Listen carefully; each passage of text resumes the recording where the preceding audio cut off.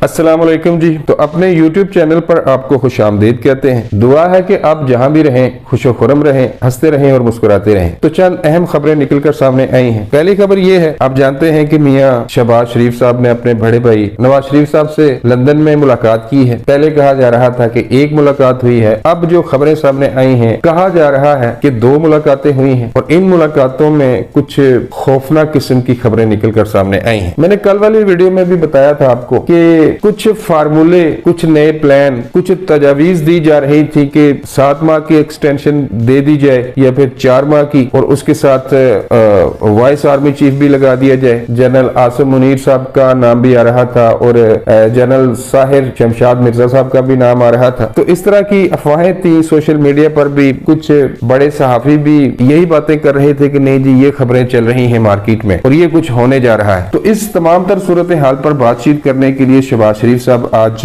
उन्होंने मुलाकात की मियां नवाज शरीफ साहब से, लेकिन जराए इस खबर की तस्दीक कर रहे हैं कि मियां नवाज शरीफ साहब ने साफ साफ इनकार कर दिया है कि किसी को कोई भाई एक्सटेंशन नहीं दी जाएगी, कोई वाइस आर्मी चीफ नहीं बनेगा। नया आर्मी चीफ लगाना आपका राइट है, आप पाकिस्तान जाएं और वही फैसला करें जो आइन और कानून में लिखा है। आइन और कानून में लिखा है कि ये वजीर आजम का राइट है, वही अगले आर्मी चीफ की तैनाती करेगा। तो जाएं अपना हक इस्तेमाल करें। और साथ साथ शहबाज शरीफ साहब से ये भी कहा गया, हम तस्दीक नहीं करते लेकिन खबरें यही हैं भाई जो जुबान ज़द-ए-आम है। तो मियां नवाज शरीफ साहब ने ये कहा कि आपने डरना नहीं, किसी के प्रेशर में नहीं आना, किसी जत्थे के प्रेशर में नहीं आना, आइन और कानून के मुताबिक आपकी जो जिम्मेदारी है आप उसको पूरा करें। अब देखना यह है कि शहबाज शरीफ साहब वतन वापस आकर क्या फैसला करते हैं। आर्मी चीफ का नाम तो फाइनल हो गया भाई, आप भी जानते हैं कि 2-3 नाम है, उन्हीं में से कोई एक बंदा आएगा, कोई माजी वाली गलती नहीं दोहराई जाएगी। दूसरा एक और खबर है जी, बड़ी इंटरेस्टिंग खबर है। गुज़श्ता 5-6 दिनों से इमरान खान साहब ने पूरे पंजाब में और केपीके में इनके जो गुंडे हैं वो 10-10, 15-15 गुंडे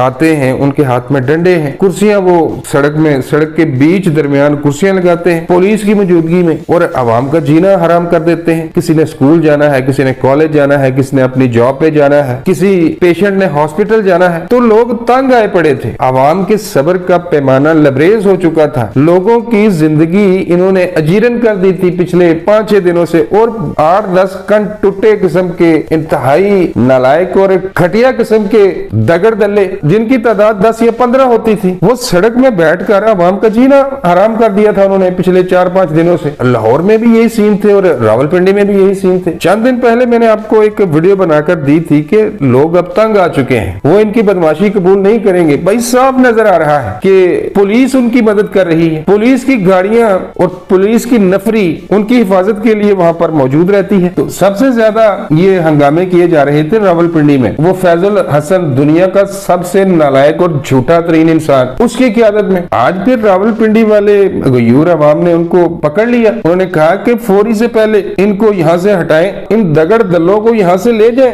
वरना आप तो अवाम के समंदर के सिर्फ नारे ही लगाते हैं, लेकिन लोगों में इस कदर गमो गुस्सा पाया जा रहा है आप लोगों के खिलाफ कि ऐसा ना हो कि अवाम आपको गिरबान से पकड़कर चपेड़े मारे। तो जब एहतजाज हद से ज्यादा बड़ा अवाम की तरफ से एहतजाज किया गया कि ये इनकी औकात क्या है, 10-10, 12-12 ये कंटुटे, ये गुंडे सड़क में बैठकर अवाम को तंग कर रहे हैं, तो उसके बाद मजबूरन खान साहब के भी कान खड़े हो गए। फैजल हसन चौहान ने जाहिर सी बात है खान साहब को तो बताया होगा कि भाई अब इससे ज्यादा अवाम हमें बर्दाश्त करने को तैयार नहीं है। तो अवाम ने आज इन्हें मारे हैं जूते, छितर मारे हैं अवाम ने इन्हें, सरेआम जूते मारे हैं। एक बुजुर्ग ये कह रहा था कि ये बंदा तो दीन के खिलाफ जा रहा है। शरीयत में कहाँ लिखा है कि रास्ते बंद करो, तो ये रास्ते बंद करके बैठा हुआ है और नारे लगाता है रियासत मदीना के। तो जब इन्होंने ये देखा कि नहीं जी अब मजीद अवाम हमारी बदमाशी को कबूल करने को तैयार नहीं है, तो फिर इन्होंने मजबूरन वहां पर जो धरना दे रखा था और कैंप लगा रखा था, वहां से ये